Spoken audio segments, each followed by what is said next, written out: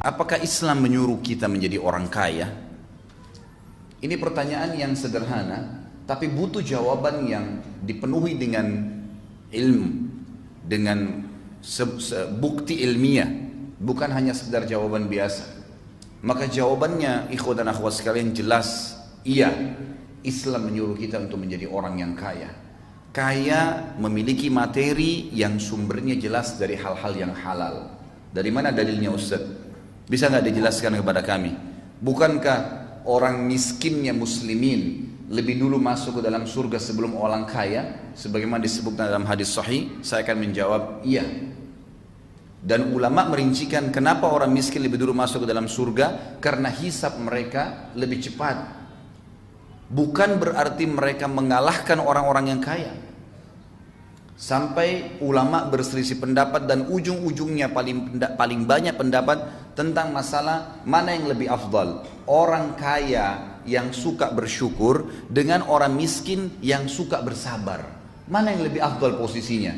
Ujung-ujungnya adalah mereka menemukan ternyata orang yang kaya bersyukur lebih afdal daripada orang yang miskin sabar. Dua-duanya punya potensi, dua-duanya punya fadilah. Tapi di sini ternyata ada hal yang luar biasa yang kadang-kadang luput dari kaum muslimin. Saya jelaskan beberapa dalil ikhwas sekalian. Tentu ini bukan menyalahkan teman-teman kita yang miskin, tidak. Karena Anda miskin pun bisa mengubah nasib. Karena miskin itu masuk dalam takdir ikhtiar. Masuk dalam takdir ikhtiar. Itu potensi. Allah berikan waktu kita sama semuanya. Ya, samahnya itu adalah 24 jam, semua punya mata dua, punya kuping dua, tangannya dua, kakinya dua, semua punya potensi yang sama, waktunya sama-sama 24 jam, sama-sama lahir dari rahim seorang ibu. Kenapa kok ada orang yang maju dan ada orang yang tidak maju? Ini yang butuh kita ya korek. Apa kira-kira rahasianya? Apa kira-kira rahasianya? Ternyata dalam Islam banyak sekali dalil yang mendongkrak kita untuk menjadi orang yang sukses, dunia dan juga akhirat. Saya angkat pertama misalnya dalilnya, ulama mengatakan rukun Islam itu ada 5, semuanya wajib. Tetapi 5 rukun Islam ini dari syahadat, sholat, zakat, puasa Ramadan dan haji, semuanya wajib, cuma dibagi 3 lagi oleh para ulama. Yang pertama adalah wajib, tidak ada toleransi di situ, tampaknya pasti kafir. Itu adalah syahadat dan sholat. Ini jelas, mutlak. Syahadat, tanpa syahadat seseorang itu dikatakan kafir. Dia tidak syahadat, oleh syahadat dia jadi muslim, kecuali lahir dalam keadaan Islam, berarti dianggap sudah terwariskan dari orang tuanya, karena otomatis orang tuanya akan selalu mengajarkan kepadanya masalah syahadat. Kalau masalah sholat, yang meninggalkan secara pembangkangan, sebagaimana ulama mengatakan hukum tarkus sholah amdan wa jahdan, sengaja dan membangkang, itu kufur. Sebagaimana sabda Nabi SAW, al-ahdu ladhi bainana bainam tarkus salat faman taraka faqad kafar. Perbedaan dasar antara kami dengan orang-orang kafir adalah salat. Siapa yang meninggalkannya maka dia telah kufur. Yang kedua, ikhwan dan akhwat sekalian, rahiman rahimakumullah, adalah rukun Islam yang wajib tapi masih bisa diganti di waktu yang lain.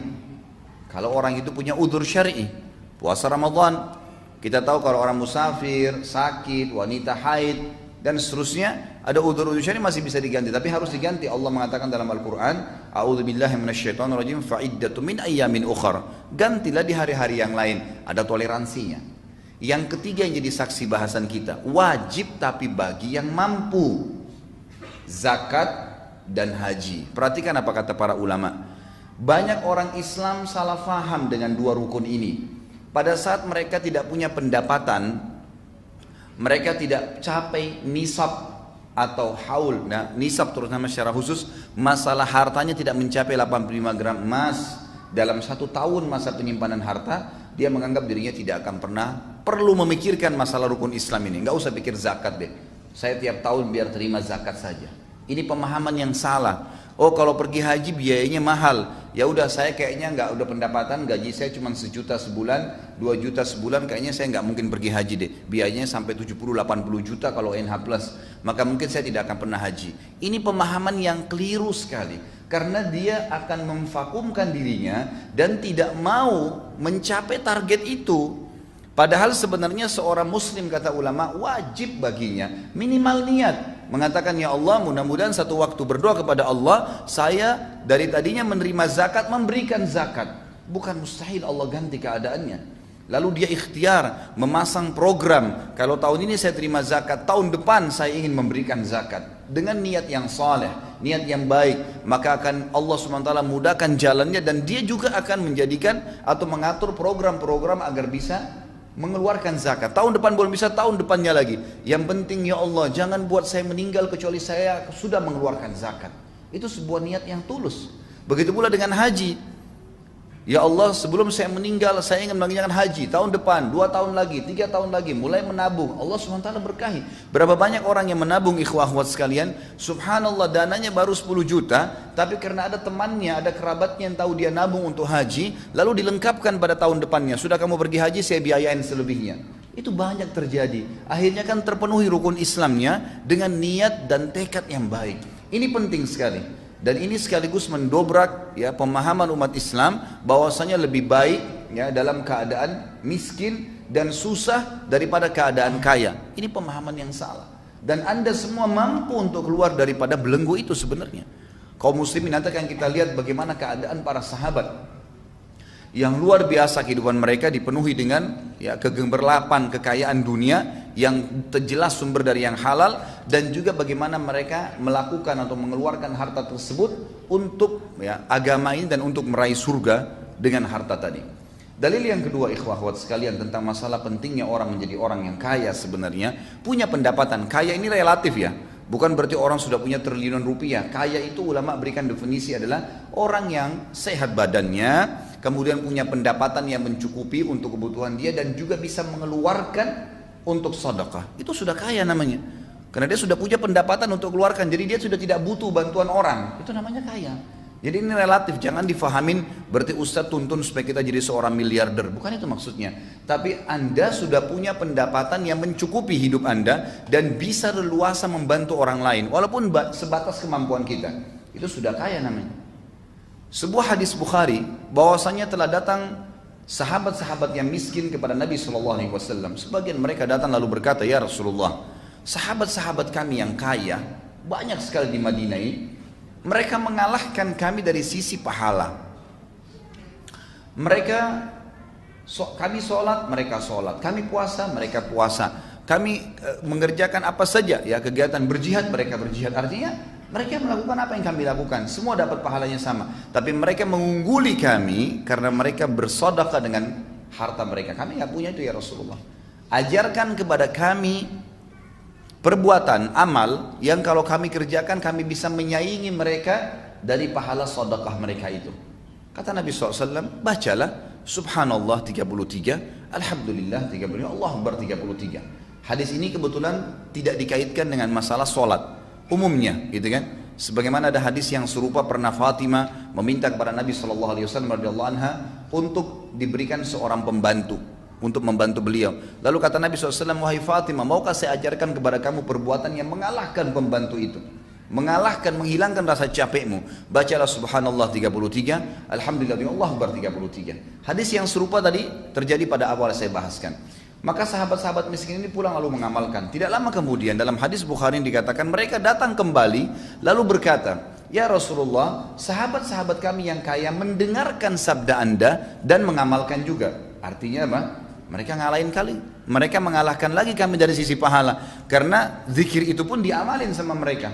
Apa jawaban Nabi SAW? Diberikan kiat yang lain, ya, diberikan ke jalan keluar yang lain seperti tadi diajarkan zikir itu. Jawaban Nabi SAW sederhana, memotivasi sahabat yang miskin, dzalika fadlullahi yu'tihi man yasha. Itu karunia Allah yang Allah kasih kepada siapa yang Dia mau. Maksudnya teman-teman sekalian, mintalah kalian kepada Allah agar bisa bersama-sama dengan orang-orang yang kaya itu. Coba cari karunianya Allah Subhanahu wa taala, jangan vakum, bergerak. Dalam pepatah bahasa Arab dikatakan fa inna haraka barakah, fa inna fi harakatin barakah. Setiap gerak upaya Allah akan nilai dan Allah akan memberikan berkah. Yang salah kalau seorang muslim vakum, bahkan kadang-kadang subhanallah kerja di sebuah tempat yang haram, lalu mengatakan saya mau makan apa ya kalau saya keluar dari sini? Subhanal Khaliq. Lalu Anda waktu di rahim ibu Anda selama 9 bulan pernah berpikir nggak makan dari mana?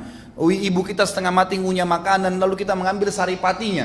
Dia setengah mati minum yang bergizi, ya, yang bernutrisi tinggi dan seterusnya. Kita cuma ambil saripatinya. 9 bulan kita nggak pernah pikir makan dari mana. Waktu kita masa anak-anak, belasan tahun, bahkan mungkin Anda sampai SMP, SMA, itu Anda tidak pernah berpikir dari mana orang tua kita dapat uang. Kita cuma tahu butuh bayar ini, butuh beli ini, dan seterusnya. Cuma mengeluh saja dan dibelikan. Dari mana Anda pernah berpikirkah dari mana uangnya? Kita makan terus bertahun-tahun. Kenapa setelah 2 tahun, 3 tahun kerja di sebuah instansi yang haram secara agama, konsekuensi tanggung jawabnya besar hari kiamat, lalu Anda mengatakan kalau saya keluar saya mau kerja di mana? Subhanallah. Dulu masih bayi, belum punya titel sarjana, tidak pernah takut. Sekarang sudah sarjana ketakutan. Mana iman dan amal saleh kita?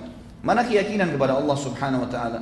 Maka ini harus difahami ikhwan dan akhwat sekalian, bahwasanya Allah Azza wa Jalla akan, ya, menentukan dan memastikan janjinya sebagaimana Allah berfirman, a'udzubillahi minasyaitonirrajim, innallaha la yughayyiru ma biqaumin hatta yughayyiru ma bi anfusihim. Allah enggak akan ubah keadaan satu kaum sampai mereka sendiri mengubah diri mereka. Harus berupaya, berusaha, baru Allah keluarkan, gitu kan? Orang sakit, kata ulama, lebih cepat sembuh dengan dia ikhtiar. Coba tanya, konsultasi sama dokter, minum obat, ikhtiar bertanya, daripada orang yang vakum duduk tidur nanti sembuh sendiri, gitu kan? Pasti berbeda. Maka harus seseorang itu bergerak di dalam agama Islam. Ini jelas sekali. Ini jelas sekali. Baik, contoh yang ketiga, secara rasional saja saya kasih. Masjid ini sekarang, saya ceramah, antum dengar. Kita semua insya Allah dapat pahala kalau ikhlas kepada Allah Subhanahu Wa Taala. Dan semoga Allah tanamkan dalam hati kita keikhlasan itu. Hadir di masjid, sholat tahiyat masjid, kita nunggu antara sholat dengan sholat, ini juga termasuk insya Allah sampai duhur nanti, kemudian hadir di majelis ilmu, banyak sekali fadilah yang kita dapatkan nih. Saya sering kasih contoh di pengajian saya teman-teman sekalian, kalau saya sholat, lalu teman saya juga di sebelah sholat, saya mengajak dia, tadi dia nggak sholat, saya panggil, ayo sholat ya, dia sholat, saya dapat pahala, misal contoh saja dikasih pahala sama Allah 100, dia juga dapat pahala 100 karena dia sholat, gitu kan? Dua-dua dapat pahala. Tapi saya karena mengajak dia dikasih pahala sama Allah 100 persis pahala dia tanpa dikurangin dari pahala dia. Plus bonus, saya dapat 200 karena ngajak orang. Tapi pernah gak kita berpikir bahwasanya orang yang bangun masjid ini panen pahala semua orang yang sholat? Artinya dari mana orang bisa bangun masjid? Dari harta, ikhwah akhwat sekalian. Harus punya uang, harus punya pendapatan, tapi pendapatannya sumbernya halal, keluarnya jelas kemana, bukan dipakai foya-foya. Bangun masjid, sabda Nabi SAW dalam hadis sahih dikatakan, man bana baitan lillah, bana Allahu lahu baitan fil jannah. Siapa yang bangun di muka bumi rumah untuk Allah, masjid, Allah akan bangunkan baginya istana di surga. Oh Ustaz, saya nggak mampu bangun satu masjid, nggak masalah. Ada hadis lain yang mengatakan siapa yang membangun rumah Allah di muka bumi sebesar cakaran kaki burung di tanah, semampu kita cuma ikutkan 10.000 rupiah, 100.000 rupiah, digabung dengan pembelian semen dan batu bata dan seterusnya, maka Allah akan bangunkan baginya istana di surga.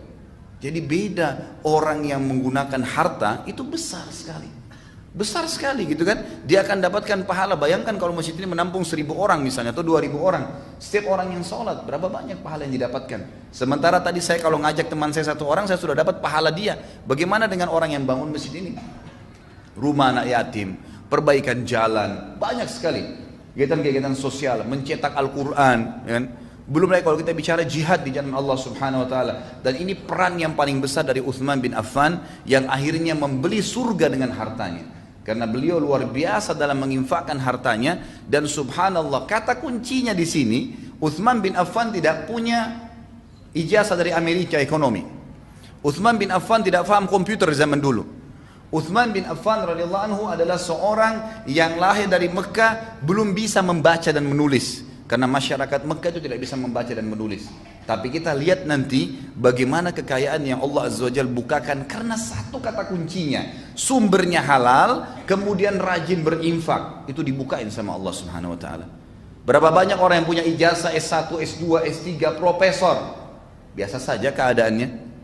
Berapa banyak orang yang punya perusahaan banyak, besar, mobilnya mewah, tapi pada saat meninggal ternyata utangnya lebih besar daripada asetnya karena terlibat dalam masalah ribawi. Apakah ini dianggap prestasi dunia, ikhwah dan akhwat sekalian? Atau seseorang yang dasarnya memang tidak punya ijazah? Bukan saya katakan Anda vakum, jangan cari ijazah, bukan.